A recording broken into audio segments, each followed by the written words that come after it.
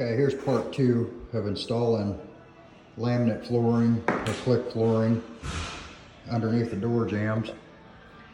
This one happens to be going into a closet, so I'm going to run a full piece from here around the door jamb, and then once I get into the closet I'll have to kind of backtrack for say to match up to where this one extends so that the floor goes straight into the closet.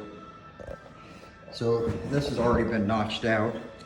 How we've done this was the end of this was placed here. We slid it underneath the door jamb as far as it would go and marked it on the outer piece of the door frame on both sides, and then ran a tape from here to back under here where if you look underneath there you'll see a stud.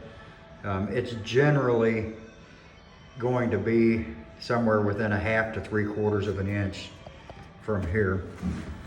So once we got our measurements out, we marked it off, used the rigid multi-tool and cut it out. You can use a jigsaw or whatever way you're going about cutting your laminate flooring. Once you get it cut, you can simply slide it underneath the door there. Down here, you're going to want to get it lined up as best you can, and then once it's in place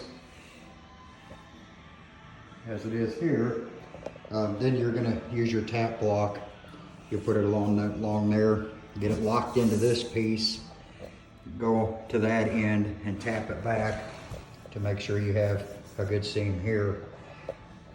And then underneath your door jamb is going to be 100% solid. You're not going to have to worry about putting in a transition or anything like that. It does get a little bit tricky when you're backtracking from here trying to get this to all line up, but it's pretty simple once you do it once.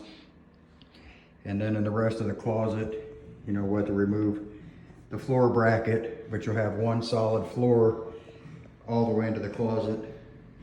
No transitions whatsoever.